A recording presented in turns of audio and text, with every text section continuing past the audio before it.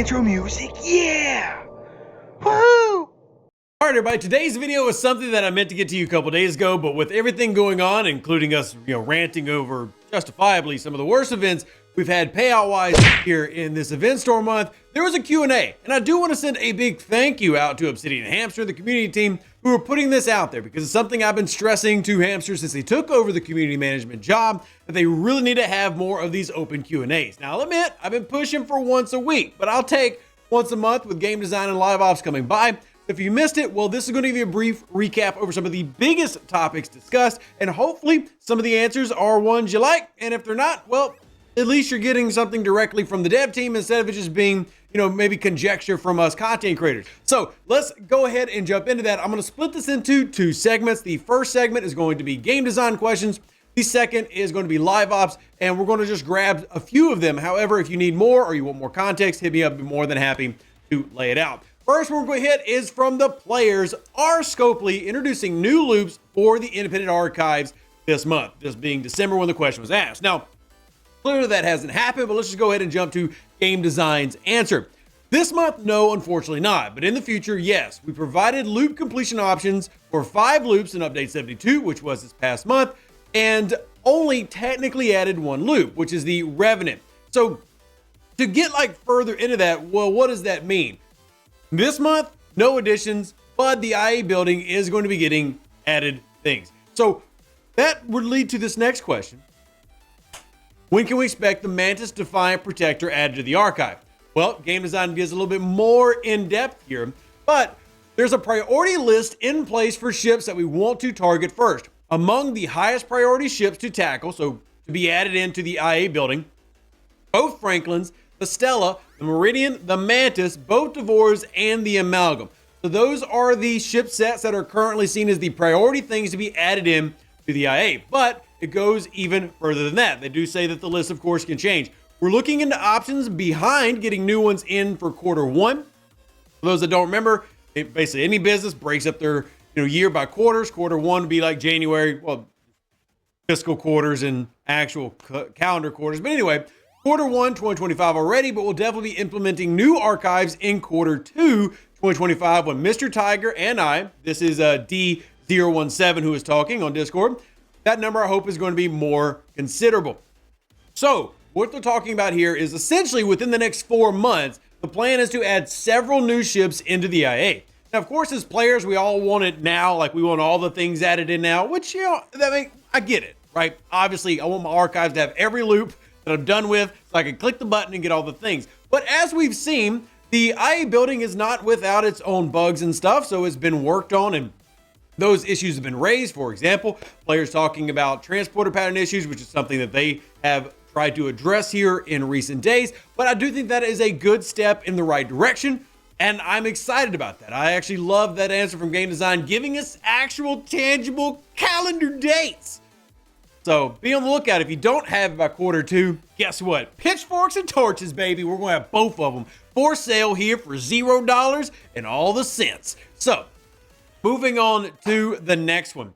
Is it known when field training, the field training update that was planned to come out back for patch 70 and the To Boldly Go events are coming back into the game? This is one that hopefully a lot of y'all have been paying attention to. Maybe you've noticed it in your game, but here's what game design had to say.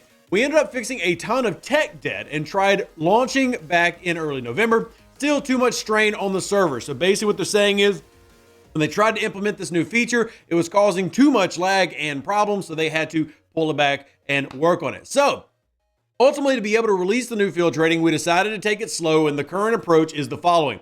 On Tuesday, December 3rd, we released Field Training 2.0 on 2 of the newer servers in the game, one a US server, one an EU server. We'll continue to release the new field trainings to any new server we release in the future.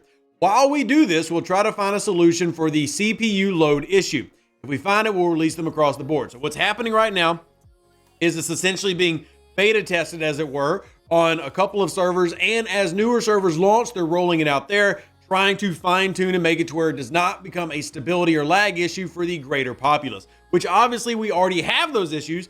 If you didn't play arenas last night, well, check it out. Even Ultimate DJ just straight up canceled his stream and did not even jump into streaming because the arenas were that problematic. So obviously there are already issues for them to be working on, and I appreciate them being forthcoming with those issues right here with the Taboli Go events and the Field Training 2.0 update, essentially. And I like that they're doing it slower. Instead of just trying to ram it in and make it work, they're trying to make sure that it is going to be a seamless process. And I can appreciate that, even though it's taking a longer time, and having the actual transparency to talk about that is thumbs up to me. Last one I'm going to throw in from game design, because I do want to switch over to the live ops based questions. Again, this is not all of them, but these are some of the most important questions that I see y'all asking us content creators about all the time. So I wanted to really jump in on those. All right, from players, do you all plan to offer more packs in the $20 to $50 range? And what would those look like if so? Game design says this is something we're exploring for sure. Personally, I think the $100 packs can significantly limit who we reach, and I'd like to make the game as accessible as possible to for as wide of a player base as possible. So, cheaper price points are an ongoing discussion and process, but it's something I'd like to explore with more packs, such as upgrade packs, beyond just the unlocks of new ships. Now, obviously the Revenant being a focus here because, well, it just launched this month. Now, we have seen a slight improvement in that. We have seen more $20 packs, $50 packs than in the past. Obviously, you want to see even more than that. It is nice for them to finally acknowledge, yep, we realize that the $100 pack situation, we cannot continually rely on the whales forever. That's basically what it's saying. And they're not wrong. Even though this game has done and had the ability to rely on some very high spinners for a long time, well, obviously that method won't last forever. So hopefully what the game design team is saying here will come to pass. We'll see more of those things available to the rest of us, because not everybody can do 1,000 a month, but there's plenty here who will spend 20 here, 20 there, but won't drop 100 at a time. So we'll see how that goes. Now we're going to switch over to the live ops questions. For those who want to know the difference or don't remember the difference, game design makes your features, live ops makes your events. So in the new ahead of the curve SMS, this is one of the player questions. Will that be running monthly? If so, will the currency stay the same? If so, will the officers offer change? And if so, what is the cooldown in the chest? 4 and 1. I like that they had a limited opportunity to ask the devs and they jammed everything in at once, but that led to live ops giving a lot of questions. So number one, yes, we will be running the event on a 4-week cycle. So for those paying attention to the ahead of the curve SMS, we will be seeing a lot more of it. It means we're going to need a lot more changes. All right, so the currency will stay the same. However, the currency is capped at 6,000 of those tickets. So you cannot hold more than that. If you were trying to hold more than 6,000 at a given time to like plan for the future officers, no bueno. So if you're getting near the cap, spin, spin, spin. So you cannot hold more than 6,000 of these tokens at a given time. The current plan is to rotate it in a new arc of officers roughly every quarter. For example, in February, March, this recruit could rotate from the Picard NX-01 to the NX-01 to the Mirror Universe officers. And finally, the chest does have a 28-day cooldown. So definitely gives a lot of information about it. Some of those answers, I'll admit, not really a fan of, but there you have it from live ops. Next question, not to be spicy, but when we're doing the average monthly gains, did live ops think to remove the highest end of the data points, spenders, for calculating the averages? There are plenty of spenders, especially on new accounts, when in 1 month will go from 39 to ops 50 as soon as the server ascends, and that can skew data heavily. Currently, many players are expected to get on average 50 million plus points a day, which just feels unreasonable for some. Not that this is meant to sound like a targeted attack, but I want to learn more about the process and then provide feedback on it. Now, can't tell that was one of my questions, but here's what live ops responded and had to say. We took data on true averages, so 50th percentile. An outlier may have shifted some of these averages to make the event a little bit higher or more difficult, but I doubt they had major impacts on finding balances. So I did jump in because I definitely agree with what they're saying. It is a new event, and I did have the opportunity, and a big thank you to Lighthawk for fielding my comments and questions, to talk about this more in depth in private message. I'll give you the short version of what I brought up in terms of my concerns.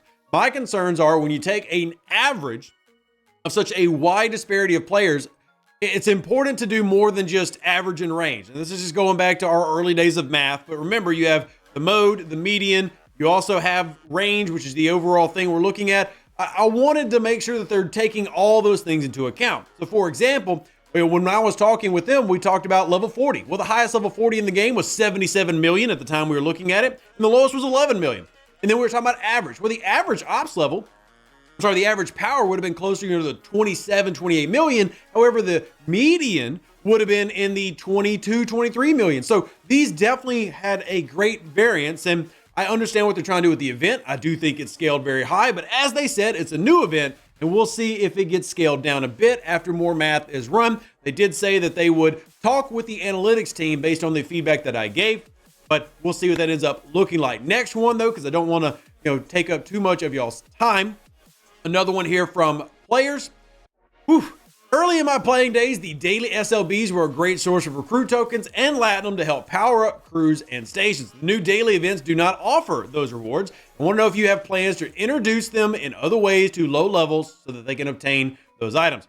So Live Ops had this to say: the recent update to these daily and weekly events is definitely mixing things up, and can understand that as players you might feel like some of these changes are sunsetting sourcing on these older resources. To put it simply, yes, we're always keeping an eye on the diversity of rewards through events and making sure players can still access recruit tokens and Latinum. And just to take this a step further, did also bring this up with the overlords in my meetings with them last week. And the response I kind of got was, and I'm paraphrasing, don't quote me, I'm not trying to put words in Live Ops' mouth, but a paraphrase of the idea was, the daily events that were old, likely not coming back, but can look to source those items, Platinum, Ultra Recruits, especially for G2, G3 players in other events, whether they be weekly events or new standardized events. And that way you can still have that sourcing coming. It is something they're discussing and will potentially move on here in the near future. So there are some of the big questions and comments about some of the events that y'all have talked about the most, which is, again, some of these huge ones that we've had that maybe have had very loud feedback, like the Ahead of the Curve and the March of Progress, which we just brought up, the March of Progress one. So just depends on where you're at as a player, how these may have affected you, but hopefully you enjoyed having Game Design Live Ops answer your questions and hopefully address some of your concerns.